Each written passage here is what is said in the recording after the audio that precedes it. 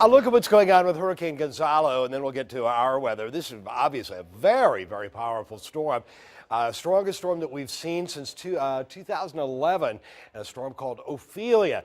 This thing at one point had 140-mile-an-hour winds. It's now down to 120, moving northward now at 9 miles an hour. Now, that's a good sign because it's begun its turn to the north, and it will eventually move northeastward. It's not a good sign for Bermuda because they're going to get socked. It's going to come real, real close to them. 8 o'clock tomorrow evening, 120-mile-an-hour winds. We move on into Friday evening. It has gone past Bermuda by that point.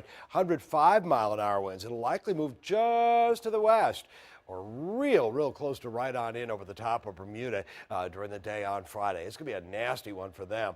They've had some brushes with some this year, but that'll be right on in over the top of a very, very tiny area of islands. So again, they're going to get socked by that. The cold front, really the whole weather system that's controlling that cold front is shunting that storm system on out to sea, that Gonzalo out to sea. And I want to show you what's also going in. We've got some drier air that's kind of in a slot right through here, moving on in, and that drier air has begun to shut the rainfall off, and it will continue to shut the rainfall off.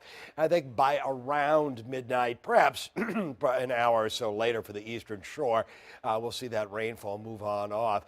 So for the most of us, again, that rainfall coming to an end. By the midnight hour, here's what Future Track has. It's got that cold front offshore and the rainfall offshore. I still think we might see a little bit of rain right on through here, through the eastern shore, perhaps on Hatteras Island itself, but that would be about it as far as rainfall through the region. By tomorrow morning at 7, some sunshine, 10 to 15-mile-an-hour winds at the noon hour, some sunshine, a little more cloud cover at the end of the day, and maybe just an outside chance of a stray sprinkle overnight tomorrow night. Friday morning, we're looking quiet, lots of sunshine, 5 to 10-mile-an-hour winds. There's where we are at the end of the day.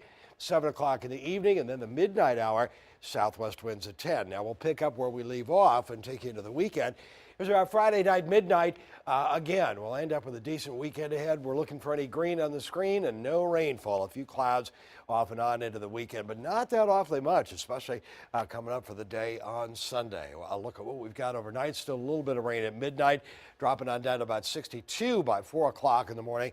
60 for an overnight low. 50s anywhere farther inland, especially where our skies clear off. 73 degrees for a high coming up for Thursday, and then for Friday, 73 degrees, 74 on Saturday as a cool front drops through Saturday night. Really cools things on down for Sunday. Stays a little bit on the cool side into next week with highs only into the 60s.